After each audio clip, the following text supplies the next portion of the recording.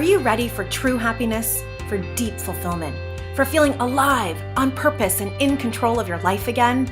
It's time to be the bold, brilliant, beautiful woman you were born to be. Welcome to the PurposeGirl podcast. I'm women's happiness and life purpose expert Karen Rockkind, and I'm going to teach you how to live on purpose, feel alive, and be happy in every aspect of life. I'm going to get real about my life and interview women who are living on purpose so that you can finally live yours. Welcome to the show.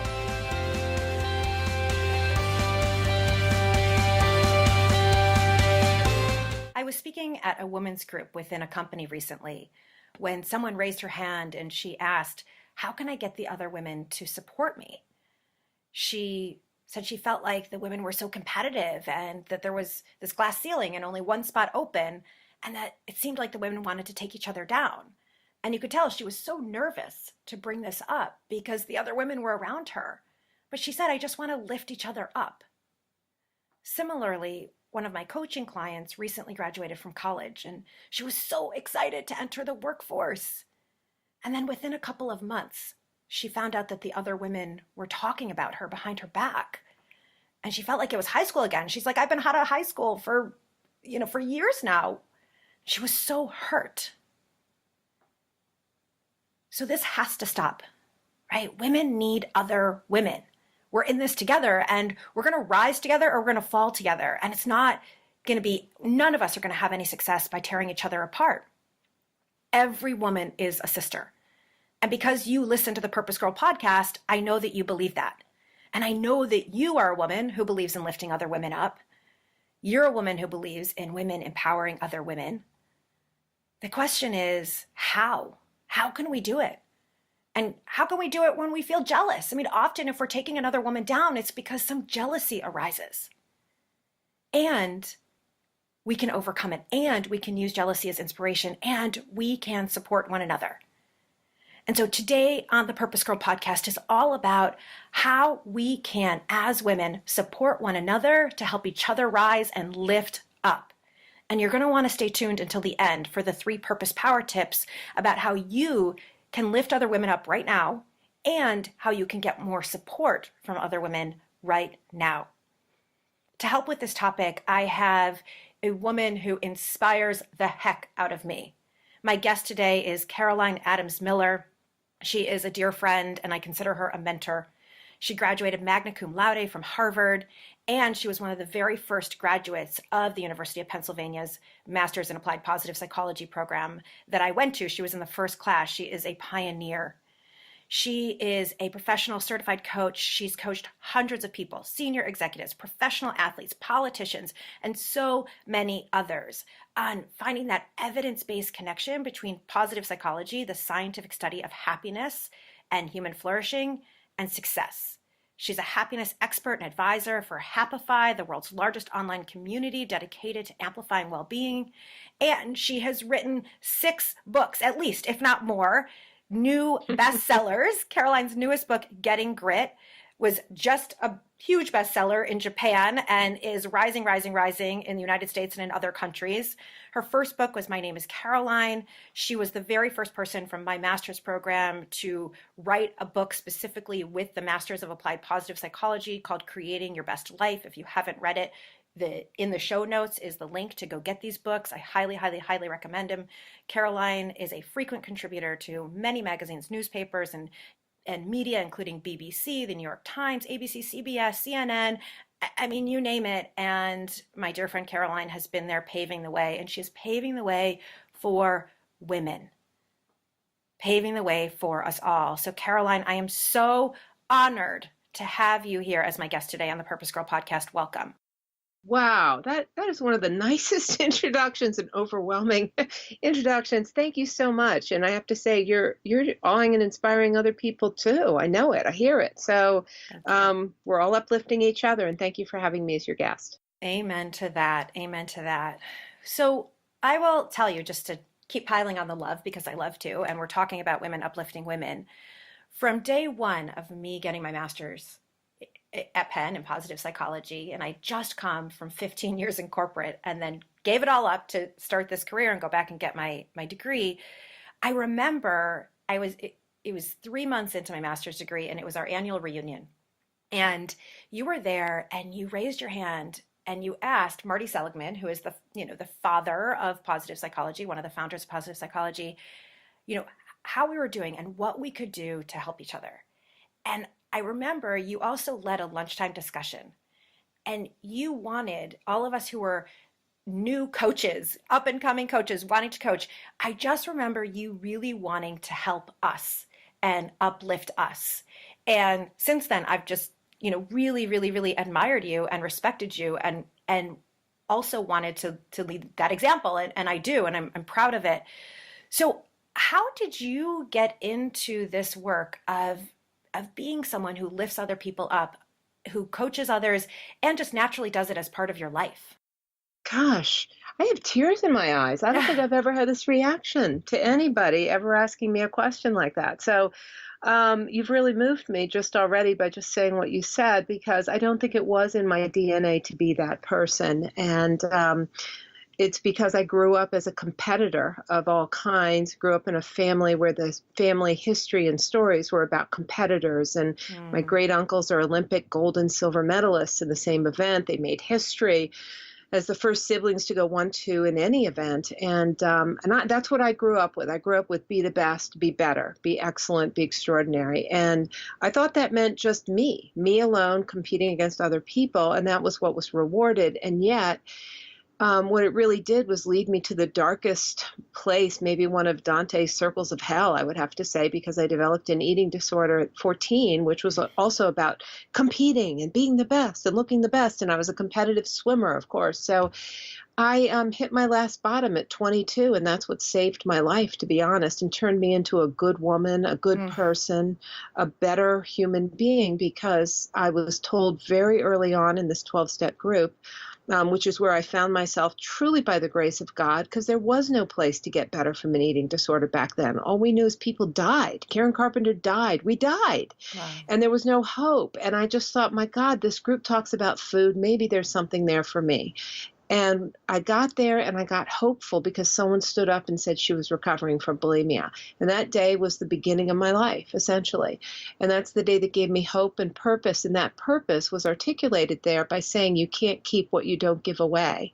And I think the DNA of who I am and who I want to be and who my role models are started in this church basement in Baltimore, Maryland in 1984, because that's where I learned what goodness is, what good competition is, where love is, where giving without strings is. And that's what I've sought to do, is to give back. And this issue about women giving to other women in the right ways, because I don't think all people are naturally givers. And I don't think we are a monolithic block, us women. I think we have to be discerning and thoughtful about who we work with, who we spend time with, and also know when to stop giving to takers. And I could go into some depth on that. I'm going to wait for you to ask me more questions, but yeah. I really have become very, very concerned and thoughtful about how to help change that dynamic. Wow. Wow. Thank you for sharing your story. I often talk about how our deepest pain leads to our greatest purpose.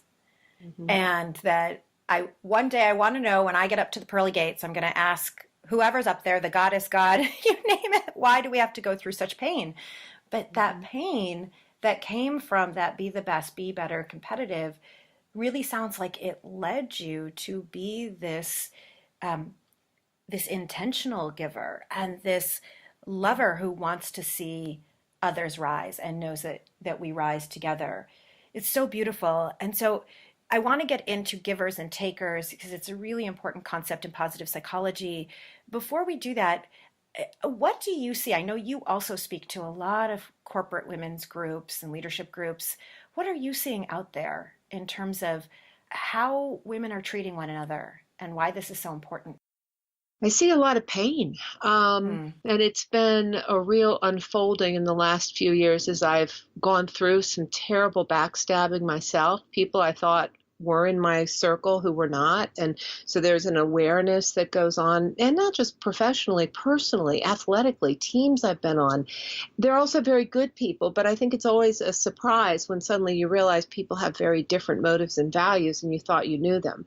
So there was that, but then the real cobwebs coming off my eyes and giving me that infusion of, I have to do something with the platform I have in life to change this, was with the election of Donald Trump and his debasement of women and getting away with it. And then suddenly having my own Me Too story emerge full-throated from my consciousness when I finally told my husband for the first time I'd been sexually abused by a chiropractor when I was 27 years old. I'm almost 6 feet tall. I'm like an Amazon.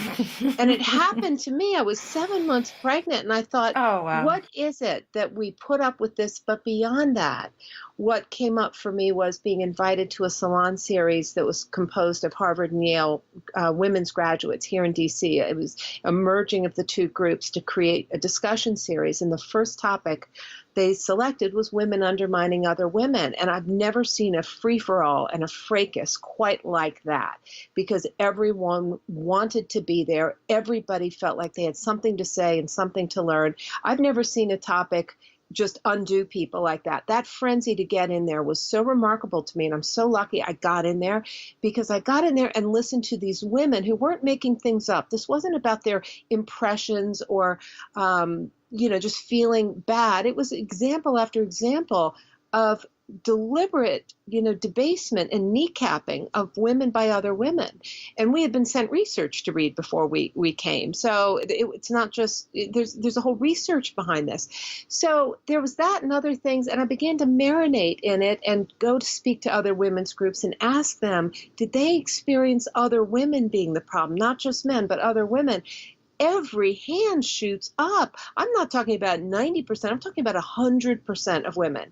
And they'll say some of their best mentors have been men. So we don't want to throw all men out, out the window. But I have to say, this awakening of we have to do something led me to say, but what are we going to do about it? We can't just talk about it and marinate in it. What are we going to do about it? And that's when I got very quiet and went underground and finally emerged with a solution, because I didn't want to talk much about it until I came up with a solution. And that's where I am, is I've had validation that it's a problem, a validation that it's the elephant in the room with a lot of women. They don't talk about it because if you bring it up, somehow you have to acknowledge, well, someone's jealous of me. Well, my God, you'll get shot at for that too. Right. And right. so I am now about making a change. Thank the freaking goddess. Thank the Lord. This is, it's so needed. So I want to talk about that change. And I want to talk about and just validate, that's been my experience too. I was recently in a group of 550 women where the speaker asked, how many of you have been supported by women? And most of us raised our hand. And then she said, how many of you have been backstabbed by another woman? And every single woman. And there was even some laughter, almost like it was like painful. It wasn't, it was like a nervous giggling. And we then broke up into groups of 2 or 3 and shared our stories. And some people, the woman next to me shared her story that it was her mother who was, and this happens. And others, their sister. And then, of course, in friend groups and in whether it's in middle school, high school, and as adults, and now in the workplace. And I started thinking about, why is this happening? Why are we doing this? And jealousy, it's interesting when you said your competitive spirit, someone somewhere said that I don't know if they pitted women against each other, and that this is a result of not healthy masculine competition, but the distorted masculine competition? Or is it about looks? Is it about, our biological desire to procreate and have the guy like us when we're 12? But there is so much jealousy. And I love turning jealousy into inspiration and saying, oh, I'll have what she's having. So what have you seen about why is this happening? And then I want to get into the solution. Well, I think there's a ton of reasons why. I think jealousy is one. I think there's scarcity theory. If we're going to look at scarcity theory, you can see that if people believe there's only, say, one seat at the table of power, and that one seat for women is already occupied, we're going to do whatever we have to do to turn around and make sure other women don't have those opportunities. So there's that. There's the biological wiring. The Wall Street Journal did a wonderful story a couple years ago about how women are the biggest bullies in the workplace. Women on women, essentially. But women are bullies, and they talked about the wiring, about just biologically. We're wired not just scarcity theory, but younger, prettier, we're going to go after them. And I got overwhelmed with looking at, well, why is this happening? You mentioned mothers. I have to say that my mother is a borderline, and she picked me for very special abuse that I only began to talk about a few years ago because I was the child she picked on. I was the child she hated. I was the child that my father confided in me right before he died, whom she had never loved. Mm-hmm. And so when you brought up that mothers can bring about special pain and be, the biggest backstabbers of their daughters, I have to say that has been my experience too. And maybe that's why I bring such a special kind of poignancy to the topic, because my mother has been devoted for many, many decades in trying to destroy me. She had me write a goodbye letter to the family when I was just 6 or 7 years old. And I remember she told me she was going to take me to an orphanage and leave me there because nobody wanted me. Oh, and she didn't love me. And then my father told me right before he died that he just had to get off his chest that she had never loved me, and he didn't understand why. And, I think that there was this feeling that I still wrestle with at times, that I'm just not lovable. And I think that's made me very, very sensitive to this issue of women not supporting other women. And so I think there's a lot of reasons why this occurs. I think there's anger. I also think that when a woman endeavors to change her life, to go for what it is that is her deepest heart's desire, something that she knows that she's willing to take risks for so she won't have regrets, I think that's when other women just start to get FOMO, fear of missing out. Oh my God, if she's going for it, what does that mean about me? Am I not going for it? I think there's a lot of women who are jealous of their daughters having opportunities that they never had. I think there's a lot of things going on. But whatever it is, and I've experienced it, childhood, middle school, high school, college, the PTA, I've experienced it everywhere. Yeah. So it is everywhere. There's also wonderful people out there, and you have to pick them, and there really are.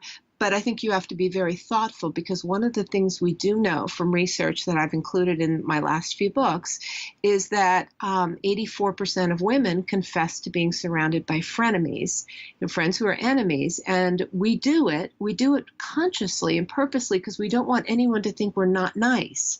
And so what we do is we keep our enemies close in the tent, partly because we don't want them to think we're not nice, or the world to think we're not nice and we're not being supportive and up with people with everybody.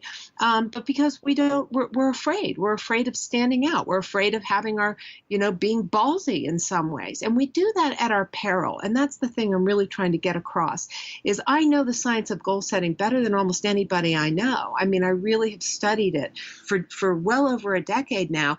And we get one shot in life, one shot at going after what it is we want to do.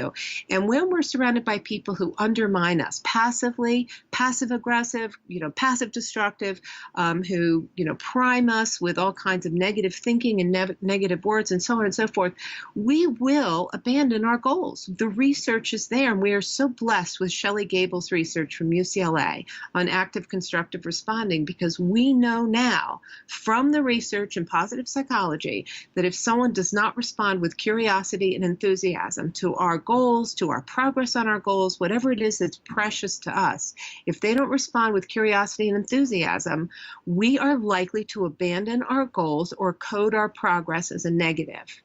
And if we don't take that heuristic that she's given us and use it to choose who's in and who's out of our first closest circle, then we're fools. We are absolute fools. And if I had $1 for every time somebody raised their hand in an audience or told me personally that their mother, their sister, their sister-in-law, their cousin, someone close to them is the person who's not curious and enthusiastic, I would be an exceptionally wealthy woman, because it's always in your family.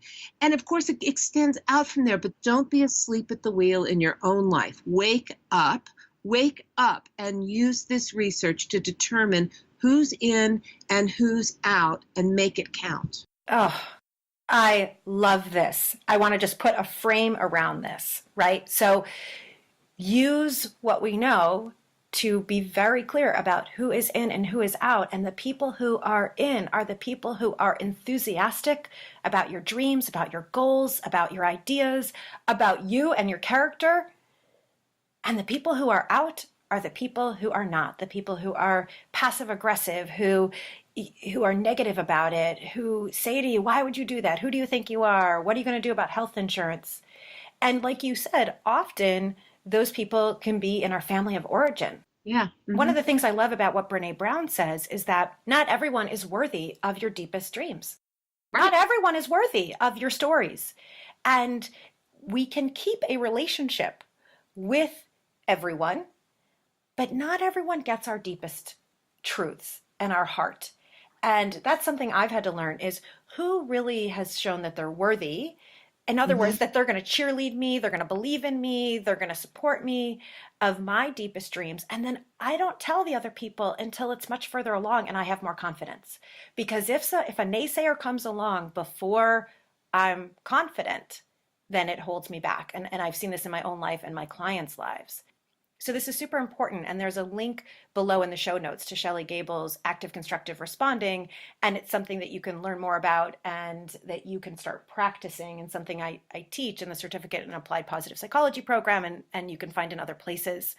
So Caroline, you mentioned earlier givers and takers. And this is a concept by Adam Grant. And you were saying, we're not just one block of women. Not everyone is worthy of you giving. And so perhaps this is going to be a big key that's going to help us discern and decide, who do I want to uplift? How do I want to uplift them? And when don't I? So help us understand a little bit about givers and takers. Well, Adam Grant's work is brilliant. He's truly one of the brains of psychology, positive psychology, just intentional change. And so his book, Give and Take, is really about how givers end up at both the top of the success ladder and the bottom of the success ladder. And you can be a giver, a taker, or a matcher. And that the goal is to be a giver without strings. But here's where givers need to be shrewd, is that when they overgive, they can often give to their own detriment. And they can end up being so generous and so kind and so fair. And, when you look at the VIA character strength, this is the classic overuse of kindness and forgiveness, for example. You can end up not giving to yourself and being unfair to yourself, not giving to yourself, being unkind. And so I think what we need to look at is, are we giving to people who give, not looking necessarily for a matchy kind of giving, but are we giving to people who end up draining us and who keep us from pursuing our own dreams and goals? Or are we giving to people who then go out and give to others? And I always hark back to what I learned in this 12-step program. You can't keep what you don't give away. I don't give away and mark who I gave to. I just give, and then over time I figure out, is that person there for other people? I mean, you go look at people's Twitter feeds and their Instagram feeds and their Facebook posts. Is it always all about them? Or is it also about uplifting other people? And what do they do when no one's looking? Because, people do get reputations for stealing other people's work, taking their ideas, those kinds of things. We have to be very thoughtful about who we give to. So I say give without strings, but don't be stupid about it. Because at a certain point, you can have stupid grit and just give, and have nothing left. Yeah, I love this. And there is a place for discernment. And I love this giving without strings too, because I think some of this, we have been hurt so much. Like if I think about when we were little girls, I think we were just giving. And then maybe at some point we learned that then people were taking, or they were taking advantage of us. And what you said about us wanting other people to just think that we're nice. And so we do just overgive. And I think this is leading this is what's leading women to be burnt out and exhausted, is we are overgiving because we're not being discerning about our inner circle. And My inner circle are people who are supportive and uplifting and they're cheerleaders. And, that's taken time in my life, but that's something I've curated and that's something that we can all curate. And it's actually why I build sisterhoods and why I do group programs and why I do retreats to give women that experience and that sisterhood. And women are constantly amazed when they're in a group of women who are only supportive, only uplifting, only loving. Yeah. Yeah, and it has to be a muscle that you build, because I think you can do it for a while. If you're not accountable to continue to be that person, then I think we can slip back if we're not careful, because there's so many influences that could cause us. Like Instagram is one of the worst social media platforms for women, and especially young girls, because there's a constant competition about how do I look, am I pretty enough? Do I have the right angle? That kind of thing. And it ends up being so self-focused that people lose the ability to remember to turn the camera outwards, take pictures of other people, and not focus so much on what do other people think of me. So I think it's a muscle that has to be built. And I just did a women's retreat, a gritty women's retreat at Kripalu, the yoga center in Stockbridge. And there was this awakening I saw in this room of these women just basically saying they'd never even thought of forming a mastermind group. They'd never even thought about sharing their dreams and goals, or having the courage or the willingness to look ahead and say, what does my best possible future self look like? And believe that other people would be there for them. So I think, as obvious as it might be to those of us who've been exposed to positive psychology, it's not as obvious as we think it is, as it could be or should be to a lot of women out there. But I really do think the cautionary note that I've become most aware of is that we have to be very thoughtful about the quality of women we bring into our lives, because we may think that they're people, even if they're sitting in the same room as we are, learning about sisterhoods and all. Watch what they do, not what they say always. Watch what they do to uplift other people, because you can sit in those rooms and still not follow through. I think time tells with people. And so I really want women to wake up. Don't be asleep at the wheel in your own lives about this, because the Me Too movement and some of the other movements that really do matter and that were way overdue, the Time's Up movement, those all have a place in us, empowering ourselves. But don't forget to look inside the tent at other women and say, what are they doing to uplift and inspire other people, particularly when no one's looking, when the cameras aren't on, when we're not taking selfies of us doing it, because that's when you find out someone's character. And when you find those characters, bring them closer to you, because there's a concept that I've come up with the help of Lee Waters, who's the current president of the International Positive Psychology Association, of what she and I were talking about one day as we drove to Penn, actually. And she said, you're discovering relational grit. That's what you're talking about. You're talking about women building up other women in relationship to each other so that they become more resilient. And so there are times she and I are texting back and forth on WhatsApp, and she'll say, this is relational grit, Caroline. I love that. So Lee Waters and I are very, very close friends, and I've been talking to her for several years about my concern about women and my desire to use my platform in some way to help change the dialogue and take women and their passion and turn it into change that occurs, meaningful, lasting change, because I think we're in danger of awakening people's consciousness and getting that passion going, but not knowing, let's say, the science of goal setting, for example, to create meaningful, lasting change. So we have to go from passion and awakened consciousness to real change. And so that's why I came up with, hashtag share 2 to 2, which we can talk about. But in the meantime, I do think that this idea of women uplifting other women in the right ways, in the right context, for the right reasons, is how we build each other's grit up. And that's the grit we need to sustain the change that's necessary. And we do it through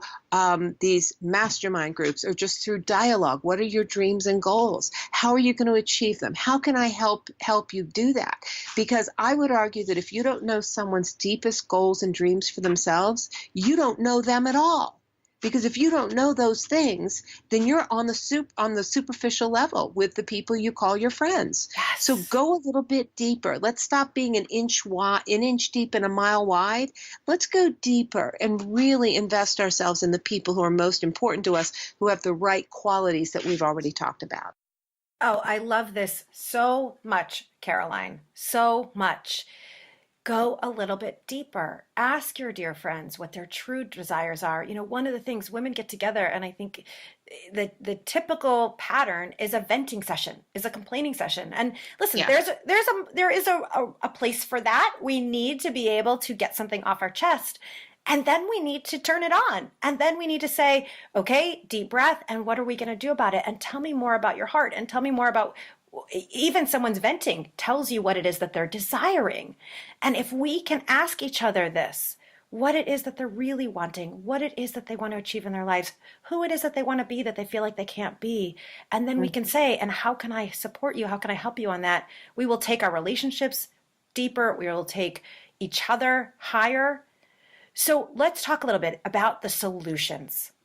The solutions. I want to hear about the hashtag share 2 to 2, and I want to hear about any other solutions as you're working on relational grit.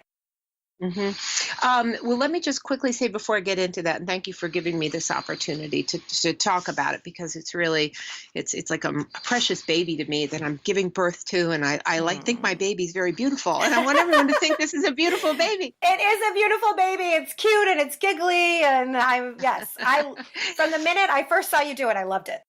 Well, thank you so much. But let me say something about the "how can I help you" conversation, because I think that that's also a good start. But what I've also seen over time, as I've thought about and observed it, is that sometimes people will say that and not follow through. And I'll give you an example from my own life. So a friend of mine who is a high-profile journalist was let go in a high-profile firing from a big television studio anchor, and it's because she was one of the highest-paid people at the studio, and there was cost cutting. And she wrote an op-ed piece about it, and it was all very painful. And a lot of people sent her emails and like, "Oh my, I'm so sorry," et cetera, et cetera. And I was one of the people who sent her an email and said, "What can I do?" And then I followed up and I said, "Let me at least take you to lunch so we can talk about it." So we sat down at lunch a few weeks later, and she said, "I want you to know that you are the only person and she mentioned several hundred people had reached out to her. You're the only person who followed up and actually did something." And I'll never forget that moment, because I looked at her and I thought, you deserve better. You deserve better. You deserve somebody else taking you to lunch, somebody else going beyond "how can I help" and actually extending that hand, being persistent. And so I think we have to go past the platitudes, because I think it's easy to throw out the "how can I help" and then do nothing. And so I think every step of what we're talking about matters, because it can sound good but not be good. And so I want to get that out there. So what I came up with while I was walking my wonderful dog Alpha, my Alpha Schnoodle, who's the alpha dog, the female in our family who's more of an alpha than me, is I was walking one day puzzling, and then suddenly it just hit me almost like a thunderbolt. It's like, okay, I think there are lots and lots of reasons why women do this to other women. I can sit around forever puzzling over this, just like I puzzled for decades. Why doesn't my mother love me? I don't understand. I am lovable. I do nice things. Why doesn't she love me? Finally, a therapist said to me, "You got to stop wondering, because it is what it is." And that's where I was. It is what it is. This is what's out there. They'll study this forever, but what are we going to do differently? And what I came up with was completely based on some theories and research from positive psychology. The first one is Shelley Gable's research, which is active constructive responding, curiosity and enthusiasm is the key determinant of who ought to be closest to you in your world. And it's not always the people you think are those people. Be thoughtful, be strategic, be judicious, see who those people are with clear eyes. Okay, that's number one. We have that information from Shelley Gable. But then I was thinking about Peter Gollwitzer's work on implementation intentions, which I wrote about in Creating Your Best Life. And basically what he says is, if you want to triple your chances of accomplishing hard goals, use if-then scenarios to prompt you to do things that are hard for you. And I think a lot of women will agree that it's hard to just immediately choose to sponsor someone else's work, go beyond being jealous that they were on that national talk show or that they got that gig? How do you immediately go past that and promote their work? And so I thought, if we use if-then scenarios, Goldwitzer's work, and say, if I hear about someone else's success at something that's meaningful to them, a hard goal, I will then immediately train myself to have the habit of uplifting them to two social media networks. Because what I also was reading when I looked into this is that social media is very important for women building their networks, not so much for men. And so one of the things that I'm very interested in is, how can we use the platforms to bring other women's work and success to larger audiences? Because I believe that as women, many of us are solopreneurs by choice. Many of us are juggling families or relationships or community, whatever, but we're solopreneurs so that we can determine our own fate and not have to deal with some of the crap that we see in the working world of, against women. How do we expand the networks of people who want their good work to be seen by others so that they can be hired and have more power and have more money and therefore get more seats at the table? And I think it's only by deliberately sharing two women's success, not the success of their children or where they went on vacation or how pretty they look today because they got their hair done in a new way. How do we share the success at the hard goals they're undertaking? And what I do is, I automatically, when I hear about two women's success at hard goals, every week, almost without fail, if I'm traveling, sometimes I'm a little bit off, to two social media networks. So every week I find two women and I share their success to LinkedIn, to Instagram, to Twitter with the hashtag share2to2, share2to2. So I write about them, their success. I don't even have to know them. I can find them on LinkedIn. I don't even know them. I've done that many times. And I say, you should know this woman's success and work. Share2to2. And I put it at the end. And a lot of people, again, have said, I love that idea. That's great. But they don't follow through and do it. And I'm used to that. But I'd like to see people hold themselves accountable to actually go beyond saying it's a good idea and do it. Because if we start a movement, I truly believe, from studying all the economic information I've been piling up in stacks in my office, I believe that as we get more money from people discovering our work and our success and the things that are important to us, I believe there will be more seats at the table available to women, and then we won't be fighting about those one or two seats that are out there. If we uplift each other, much as they do in Scandinavian countries where there's far more gender equality and pay equality, I believe that we will have more power in the world, and we will have that first women's president. We will have the first women or the bigger group of women leading Fortune 500 companies. We are now at the lowest point in 20 years of women leading Fortune 500 companies. We're going backwards. Yes. People, wake up. We're going backwards. We're not just stalled. We're going backwards. Anyone who looks at these figures will be as stunned and unhappy as I am. We have to do something. Yes. The house is on fire. Oh my God. Fire. Oh, so anyway, there you go. I Stop me. freaking love you. Okay. A Caroline Adams Miller for president. Okay. Like, okay. Sure. Anybody other than Trump, please, God. Right. This man is making women so unhappy in so many ways and in other ways. But I'm not going to run for office. But I am in Washington D.C. So I see the stuff. I'm glad you're there. I know you see a lot, but just your. I mean, I am sitting here, I'm like out of my chair, like, okay.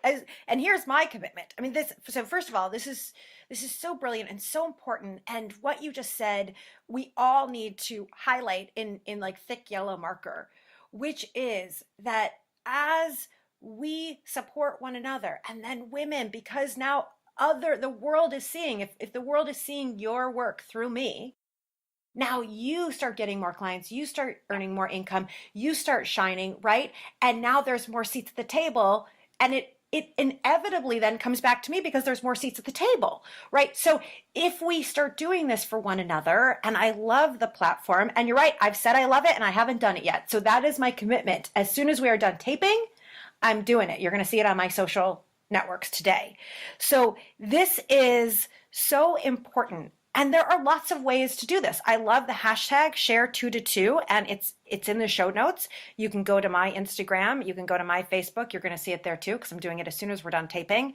And you can If you have a blog, invite another woman to write a blog. I am opening up my blog right now to other women, for my clients to start writing blogs on my blog. Why not? I have a platform. I have people going there and I want to see them succeed.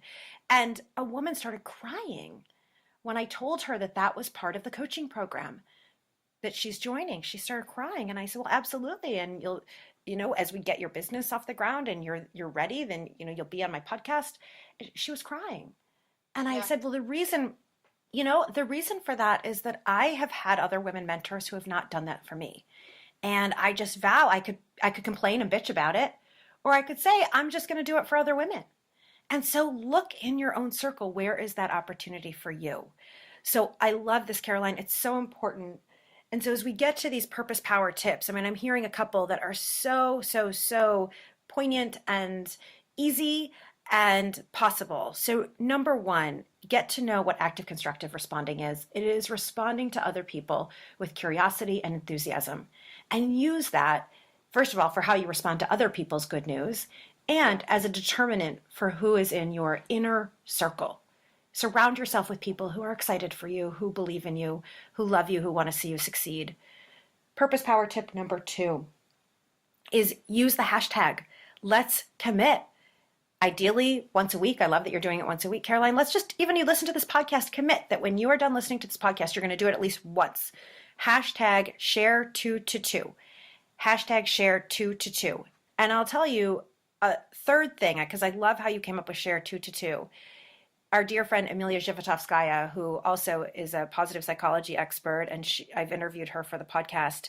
She taught me to do when Harry met Sally, right? Sally was the big scene. I'll have what she's having. I'll have what she's having, right? That's what I do. Yeah. Yeah, and so that is. Yeah. I get jealous. I get jealous all the time. If I see you, we all do. Right? We all do. Let's own it. Oh my God, come on. Let's go past it for Christ's sake. Amen. It's human. It's human. It's part of being human. And so let's just, okay, I'll have what she's having, and then let's go honor her. And I love that. And let's keep asking for what we want and finding those women who are worthy of it. So this has been so incredible. I'm so, so, so grateful to you, Caroline. Of course, before we go, I need to do something with all of my guests on the Purpose Girl podcast, which is a quick purpose power up play round. And I'm just going to ask you a couple of quick questions, and whatever is the first thing that comes to you, just let it out. So this will be fun for your competitive swimmer spirit. I'm in. You ready? I'm in. Okay. I'm in. All right. Number 1, who inspires you to be better? Oh, what a good question. My children. I have a boy, a girl, a boy, and I see the world they're in and the way they look at me and the way they learn from me when I say nothing but do things, and my husband, and I say they make me want to be a better woman, and I didn't expect to say that, but it's the first thing that came to my mind. I love them, but I think they really look to us for guidance, so it makes me want to be better. Oh, I love that. Right there, watching what we do. I love that. That is so beautiful. Okay, number 2. Your favorite day of the year? Oh, gosh. Okay. I think it's the first day of spring because I'm usually filled with hope that it's a new year and the days are getting longer and anything's possible when the day's getting longer and there's more sunlight, because I think it inspires us to get outside and just be more of who we want to be. Yes. Oh my gosh. I love that. Love that. Love that. It's so full of hope and so fun. Okay. Last question. What song gets you all pumped up, excited, and ready to take on the world?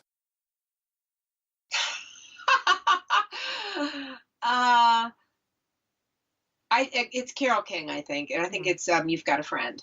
Oh, well, that is the most perfect response to this entire podcast and what we are talking about. Just so, so, so beautiful. I love it.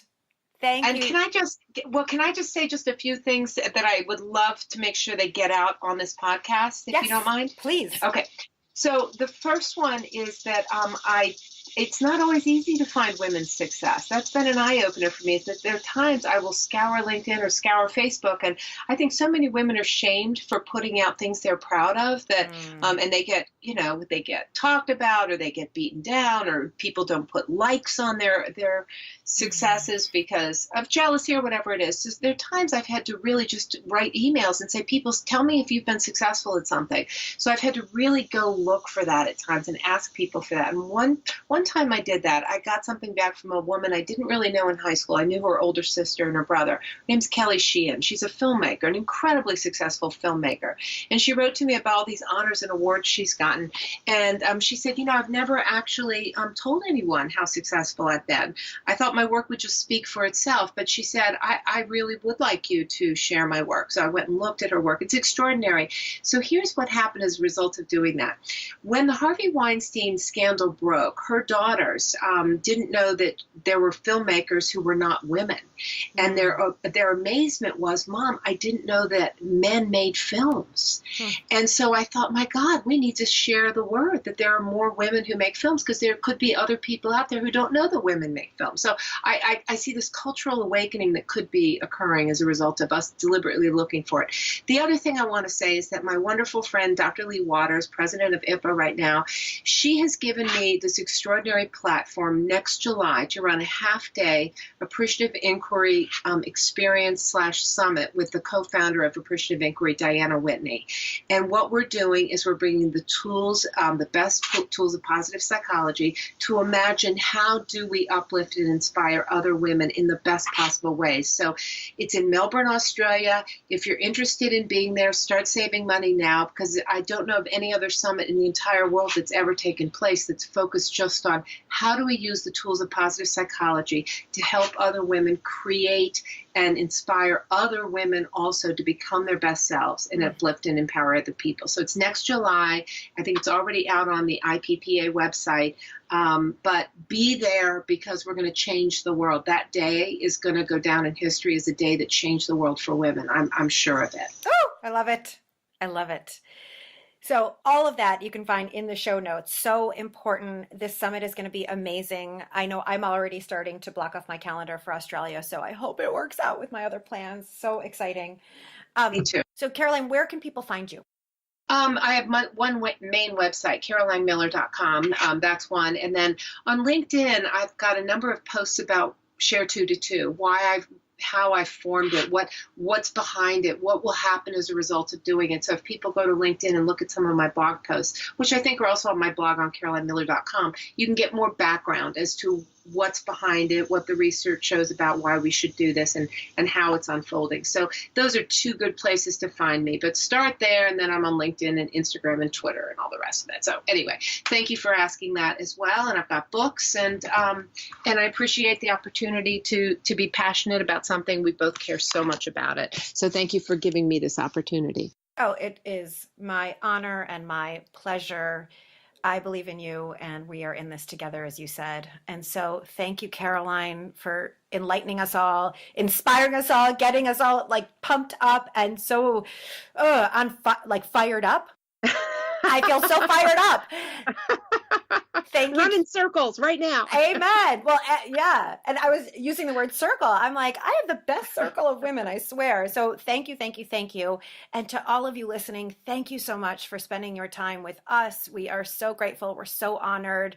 We are truly creating a whole new kind of sisterhood, a whole new kind of way of being a woman in the world. And you are part of that change. You are part of the movement. Just listening to this podcast and implementing these ideas in your own life, you are part of the movement for you as a woman, for your sisters, for every woman to truly be her best self, to live her happiest life, to live her purpose.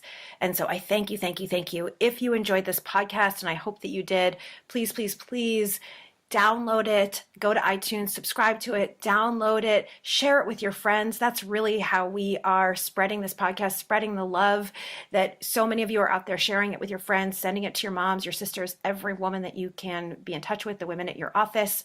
And if you loved it, please give it a 5-star review and let me know how you feel about it. You can find me at PurposeGirl.com. where you can go over and download your free Living on Purpose guide, as well as email me. Let me know what you think of the podcast. It makes me feel so good to get your responses. And if you have any suggestions or topics you want me to cover. With that, I hope that you live and have a beautiful day. May you live purposefully. May you love yourself, and may you love life. Bye for now.